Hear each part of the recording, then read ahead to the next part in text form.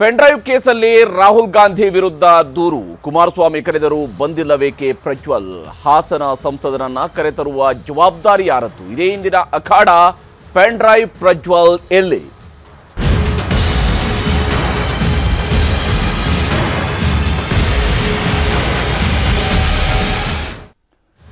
ಒಬ್ಬ ಜನಪ್ರತಿನಿಧಿ ಜನರಿಂದ ಆಯ್ಕೆಯಾದ ನಂತರ ಶಾಸನ ಸಭೆಯಲ್ಲಿ ಇರಬಹುದು ಅಥವಾ ಲೋಕಸಭೆಯಲ್ಲೇ ಇರಬಹುದು, ಅಲ್ಲಿ ಹೋದಾಗ ಪ್ರಮಾಣ ವಚನವನ್ನು ಸ್ವೀಕರಿಸ್ತಾರೆ. ಪ್ರಮಾಣ ವಚನದ ಸಂದರ್ಭದಲ್ಲಿ ದೇಶದ ಸಂವಿಧಾನಕ್ಕೆ ಗೌರವವನ್ನು ಕೊಟ್ಟು ನಾವು ಹಿಂಗೆ ನಡ್ಕೊಳ್ತೀವಿ ಅನ್ನೋದನ್ನು ಹೇಳ್ಕೊಡ್ತಾರೆ. ಆದರೆ ಒಬ್ಬ ಸಾಮಾನ್ಯ ಯಾವುದೇ ರೀತಿಯಾದಂತಹ ಒಂದು ಆರೋಪವನ್ನು ಎದುರಿಸಿರುವಂತಹ ವ್ಯಕ್ತಿಯ ರೀತಿಯಲ್ಲಿ ತಲೆಮರೆಸ್ಕೊಂಡು ಕೂತ್ಕೊಳ್ಳುವಂತಹ ಸಂಸದ ಇರೋದಕ್ಕೆ ಸಾಧ್ಯನಾ ಅಂತೇಳಿ. ಯಾಕಂದರೆ ಸಂಸದ ಅಂತ ಹೇಳಿದ ಮೇಲೆ ಅದಕ್ಕೆ ಜವಾಬ್ದಾರಿ ಇರುತ್ತೆ. ಆರೋಪಗಳು ಬಂದಿದ್ದಾವೆ. ಇವತ್ತು ಕೂಡ ಯಾರೂ ಇಲ್ಲಿ ಪ್ರಜ್ವಲನ್ನು ಅಪರಾಧಿ ಅಂತ ಹೇಳ್ತಾ ಇಲ್ಲ. ಪ್ರಜ್ವಲ್ ಇವತ್ತು ಆರೋಪಿ ಸ್ಥಾನದಲ್ಲಿದ್ದಾರೆ. ಕಾನೂನಿನ ಚೌಕಟ್ಟಿನಲ್ಲಿ ತನಿಖೆಯನ್ನು ಎದುರಿಸಬೇಕಾಗಿರುವಂಥ ಜವಾಬ್ದಾರಿ ಪ್ರಜ್ವಲ್ ಮೇಲೆ ಎಲ್ಲರಿಗಿಂತ ಜಾಸ್ತಿ ಇರುವಂಥದ್ದು. ಕಾನೂನಿನ ಪ್ರಕಾರವಾಗಿ ಏನಾಗೋದಿಲ್ಲ ಅನ್ನೋದು ಎರಡನೇ ಮಾತು. ಆದರೆ ಒಬ್ಬ ಸಂಸದ ಈ ಇಡೀ ಪ್ರಕರಣದ ನಂತರ ಯಾವಾಗ ವಾಪಸ್ ಬರ್ತಾನೆ ಅನ್ನುವಂಥದ್ದೇ ಗೊತ್ತಿಲ್ಲದ ರೀತಿಯಲ್ಲಿ ಎಲ್ಲೋ ತಲೆಮರೆಸ್ಕೊಂಡು ಕೂತ್ಕೊಳ್ಳಿದ್ರಿ. ಇದು ಅಕ್ಷರಶಃ ತಲೆಮರೆಸಿಕೊಂಡಿರುವಂತಹ ಪ್ರಕರಣವಾಗಿ ಈಗ ಕನ್ವರ್ಟ್ ಆಗ್ತಾ ಇರುತ್ತೆ. ಸ್ಪಷ್ಟ ಇದೆ. ಒಂದು ಕಡೆಯಲ್ಲಿ ಅವರ ಚಿಕ್ಕಪ್ಪನೇ ಹೇಳ್ತಾ ಇದ್ದಾರೆ, ನೀ ಎಲ್ಲಿದ್ರು ಬಾ, 48 ಗಂಟೆಯಲ್ಲಿ ಬಾ, 48 ಗಂಟೆ ಒಳಗಡೆ ಬಂದು ನೀನು ತನಿಖೆಗೆ ಸಹಕರಿಸು ಅನ್ನುವಂಥ ಮಾತನ್ನು ಅಷ್ಟು ಅವರು ಹೇಳಿದ ನಂತರವೂ ಕೂಡ ಈ ವ್ಯಕ್ತಿ ಬರ್ತಾ ಇಲ್ಲ ಅಂತಂದ್ರೆ ಏನು ನಡೀತಾ ಇದೆ ಅಂತ ಒಂದು ಪ್ರಶ್ನೆ. ಇನ್ನೊಂದು, ರಾಹುಲ್ ಗಾಂಧಿ ಅವರು ಕೂಡ ಅದು ಯಾವ ಲೆಕ್ಕದಲ್ಲಿ 400 ಜನರ ಮೇಲೆ ರೇಪ್ ಆಗಿದೆ ಅನ್ನೋದನ್ನು ಹೇಳಿದ್ರು ಅನ್ನುವ ಪ್ರಶ್ನೆಯನ್ನು ಈಗ JDS ಕೇಳ್ತಾ ಇದೆ. ಅದಕ್ಕೆ ಸಂಬಂಧಪಟ್ಟಂತೆ ಪ್ರಕರಣವನ್ನು ದಾಖಲಿಸೋದಕ್ಕೂ ಕೂಡ JDS ಮುಂದಾಗಿತ್ತು. ಮತ್ತೊಂದು ಕಡೆಯಲ್ಲಿ BJPಯವರು ಕೂಡ ಇದನ್ನು CBI ತನಿಖೆಯನ್ನು ಮಾಡಿಸಬೇಕು ಅನ್ನೋಂಥ ಒತ್ತಾಯವನ್ನು ಮಾಡ್ತಾ ಇದ್ದಾರೆ. ಯಾವ ಹಂತದವರೆಗೆ ಹಾಗಾದರೆ ಈ ವಿಚಾರ ಈಗ ಮುಂದಕ್ಕೆ ಸಾಗ್ತಾ ಇದೆ ಅನ್ನೋದ್ರ ಬಗ್ಗೆ ಒಂದು ವರದಿಯನ್ನು ನಿಮಗೆ ಮೊದಲಿಗೆ ತೋರಿಸ್ತೀವಿ. ದೊಡ್ಡಗೌಡರ ಮನೆಗೆ ಮುಜುಗರ ತಂದಿರೋ ದೇಶದ ರಾಜಕಾರಣದ ತುಂಬೆಲ್ಲ ಚರ್ಚೆ ಆಗಿರೋ Prajwal Revanna pen drive case ಲೋಕಸಭೆ ಅಖಾಡದಲ್ಲೂ ಎಲ್ಲರ ಅಜೆಂಡಾ ಆಗಿದೆ. ಶಿವಮೊಗ್ಗದಲ್ಲಿ ಕ್ಯಾಂಪೇನ್ ಮಾಡಿದ್ದ ರಾಹುಲ್ ಗಾಂಧಿ ನೇರ ವಾಗ್ದಾಳಿ ಮಾಡಿದ್ರು. ಮೈಸೂರಿನಲ್ಲಿ ಬಹಿರಂಗ ಸಮಾವೇಶ ಮಾಡಿದ್ದ ನರೇಂದ್ರ ಮೋದಿಗೆ ಅವರು ಪ್ರಜ್ವಲ್ ರೇವಣ್ಣರಿಗೆ ಮತ ಕೇಳಿದ್ದೇ ರಾಹುಲ್ಗೆ ಸಿಕ್ಕಿದ್ದ ಪರಮಾಸ್ತ್ರವಾಗಿತ್ತು. साथियों, हासन लोकसभा से एनडीए के सिर्फ प्रज्वल रेवन्ना, इनके लिए आपका हर वोट मोदी को मजबूती देगा. ಸಂಸದ ಪ್ರಜ್ವಲ್ ರೇವಣ್ಣ ಒಬ್ಬ ಮಾಸ್ ರೇಪಿಸ್ಟ್. ವಿದೇಶಕ್ಕೆ ಓಡಿ ಹೋಗಲು ಬಿಜೆಪಿಯಿಂದಲೇ ಸಹಾಯ ಆಗಿದೆ ಎಂದು ಆರೋಪಿಸಿದ್ದರು ರಾಹುಲ್ ಗಾಂಧಿ. ಚುನಾವಣೆ ಗೆಲ್ಲೋದಕ್ಕೆ, ಅಧಿಕಾರಕ್ಕಾಗಿ ಏನು ಮಾಡುವುದಕ್ಕೂ ಬಿಜೆಪಿಯವರು ತಯಾರಿದ್ದಾರೆ. ಮೋದಿಯವರ ಗ್ಯಾರಂಟಿ ಒಬ್ಬ ಮಾಸ್ ರೇಪಿಸ್ಟ್ಗೆ ರೇಪ್ನ ಗ್ಯಾರಂಟಿ. ದೇಶದಿಂದ ಅವನು ಓಡಿ ಹೋಗಲು ಮೋದಿ ಅವಕಾಶ ಕೊಟ್ಟಿದ್ದಾರೆ ಎಂಬುದು ರಾಹುಲ್ ಗಾಂಧಿ ಅವರ ನೇರ ಆರೋಪವಾಗಿತ್ತು. प्रज्वल रवन्ना 400 महिलाओं का रेप करता है, वीडियो बनाता है.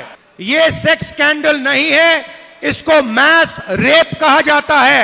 और स्टेज में कर्नाटका के सामने प्रधानमंत्री मैस रेपिस्ट का समर्थन कर रहे हैं.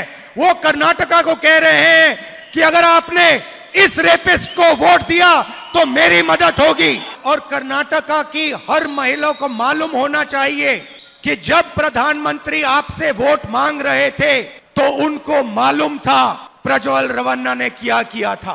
बीजेपी को हर नेता को मालूम था कि प्रज्वल रवन्ना मैस रेपिस्ट है, तब भी उन्होंने उसका समर्थन दिया और अलायंस किया.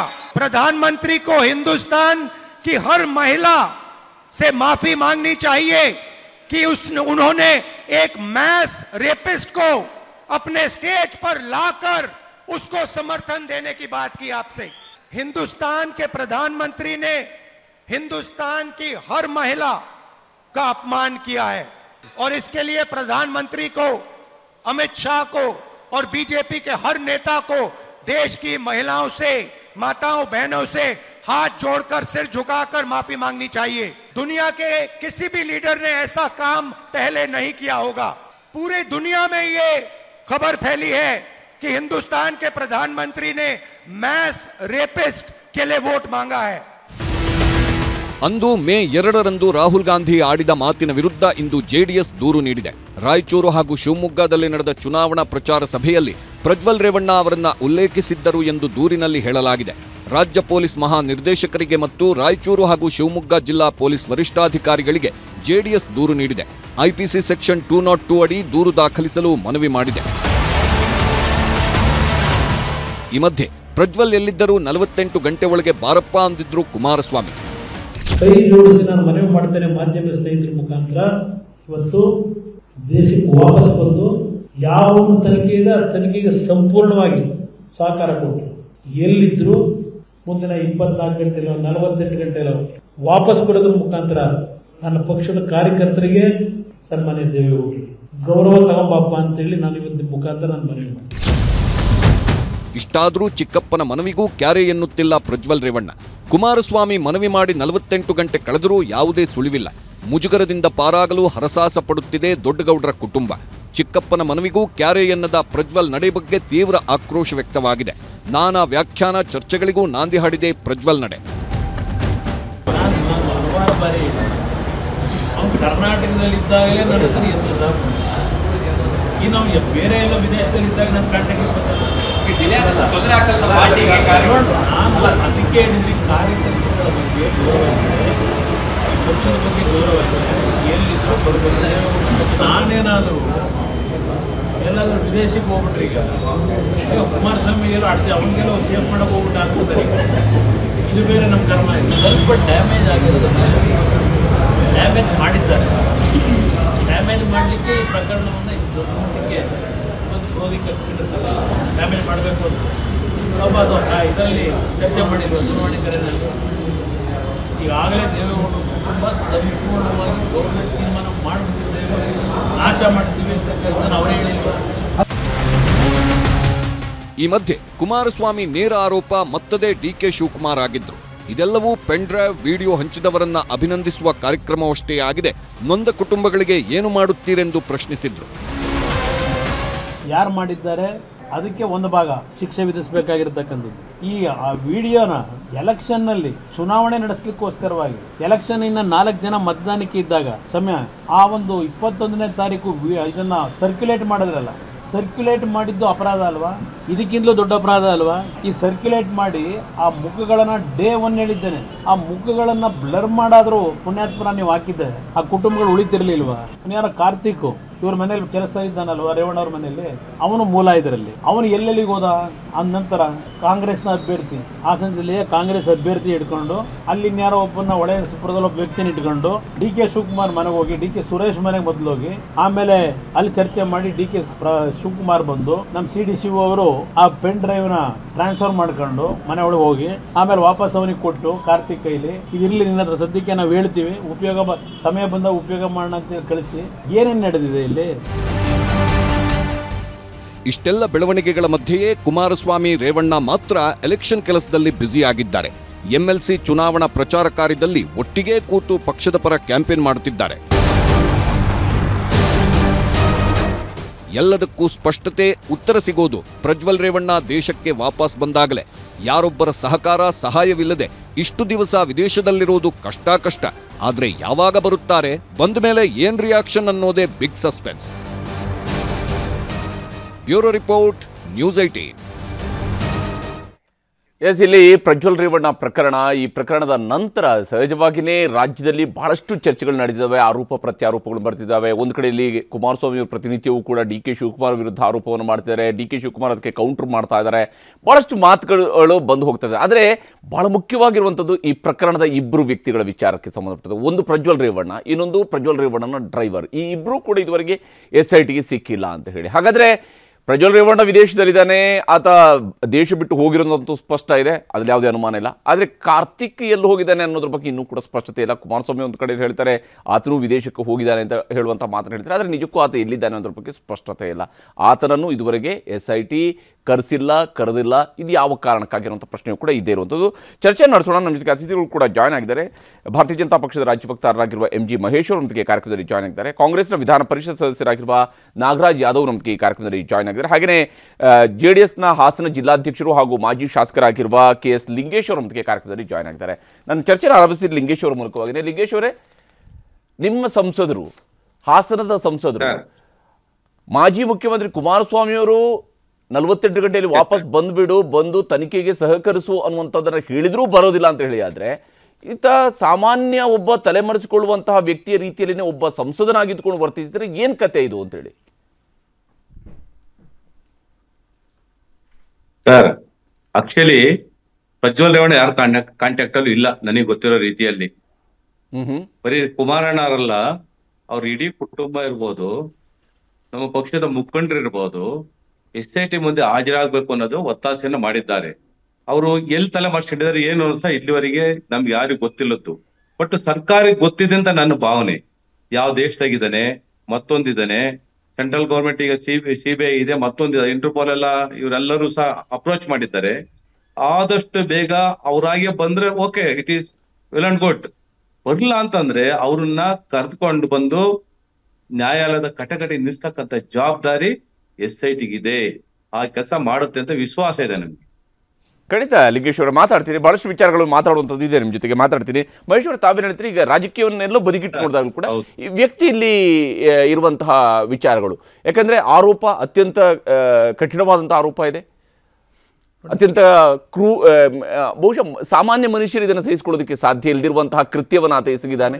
100% BJP ಎಂದೂ ಕೂಡ ಈ ಥರದ ವಿಚಾರವನ್ನು ಸಮರ್ಥನೆ ಅಂತ ಮಾಡ್ಕೊಳ್ಳೋ ಪ್ರಶ್ನೆನೇ ಇಲ್ಲ. ಒಬ್ಬ ನಾಗರಿಕ ಸಮಾಜದಲ್ಲಿ ಒಬ್ಬ ಸಂಸದನಾಗಿ ಪ್ರಮಾಣ ವಚನ ಸ್ವೀಕಾರ ಮಾಡಿದಂಥವ್ರಿಗೆ ಒಂದು ಸಾಮಾನ್ಯ ಪರಿಜ್ಞಾನ ಇರಬೇಕು. ಈ ದೇಶದ ಸಂವಿಧಾನ ಕಾನೂನನ್ನು ಗೌರವಿಸಬೇಕು. ಆಯಿತಾ, ಗೌರವಿಸಿಲ್ಲ ಅಂದರೆ ಅವರು ನಾಲಾಯಕು, ಅದರಲ್ಲಿ ಎರಡನೇ ಮಾತಿಲ್ಲ. ವಿಷಯ ಹೇಳ್ತೀನಿ ಕಡೆ, ನಾಲಾಯಕ್. ಇಲ್ಲಿ ಪ್ರಶ್ನೆ ಇರ್ತಕ್ಕಂಥದ್ದು, ನಾನು ತಮ್ಮ ಮುಖಾಂತರ ಕೇಳ್ತಕ್ಕಂಥದ್ದು, ನೈತಿಕ ಹೊಣೆಯನ್ನು ಹೊತ್ತು DK ಶಿವಕುಮಾರ್ ಅವರು, ಸಿದ್ದರಾಮಯ್ಯನವರು ಮೊದಲು ರಾಜೀನಾಮೆ ಕೊಡಬೇಕು.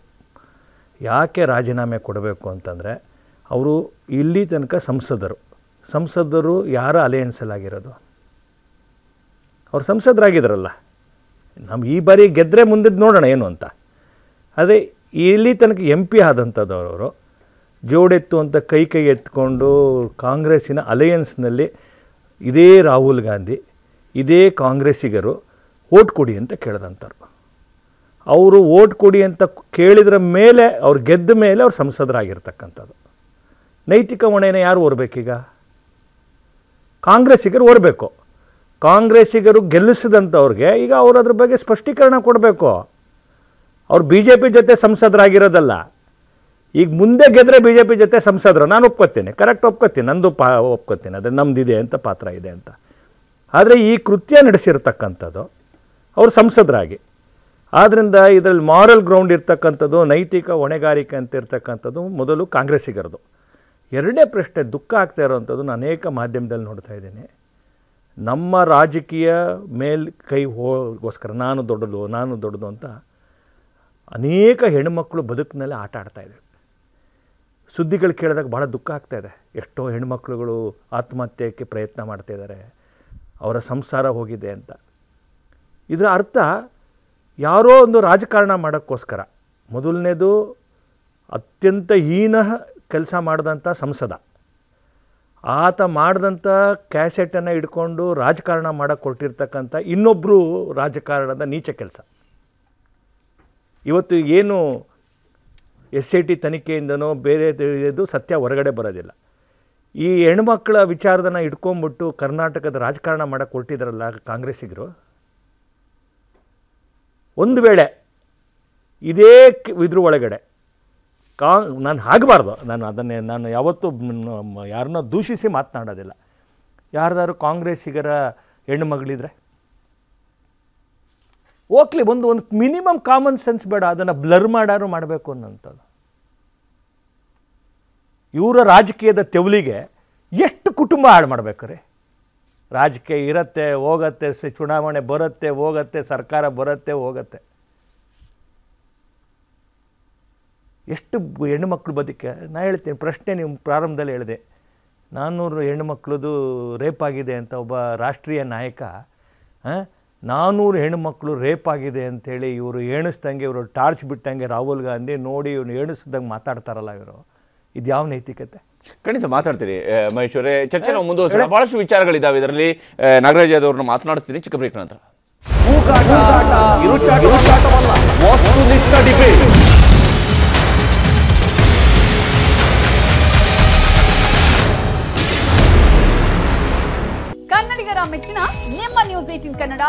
ವಾಟ್ಸ್ಆಪ್ನಲ್ಲಿಯೂ ಲಭ್ಯ. ಕರ್ನಾಟಕ ಮತ್ತು ದೇಶ ವಿದೇಶದ 360 ಡಿಗ್ರಿ ಸುದ್ದಿ ವಿವರವನ್ನ ನೀವು ನಿಮ್ಮ ಕೈ ಬೆರಳುಗಳಲ್ಲಿಯೇ ಪಡೆಯೋದಿಕ್ಕೆ ಈ QR ಕೋಡ್ ಅನ್ನ ಸ್ಕ್ಯಾನ್ ಮಾಡಿ. ನಮ್ಮ ಚಾನೆಲ್ ಅನ್ನ ಫಾಲೋ ಮಾಡಿ, ನೋಟಿಫಿಕೇಶನ್ ಆನ್ ಮಾಡಿ.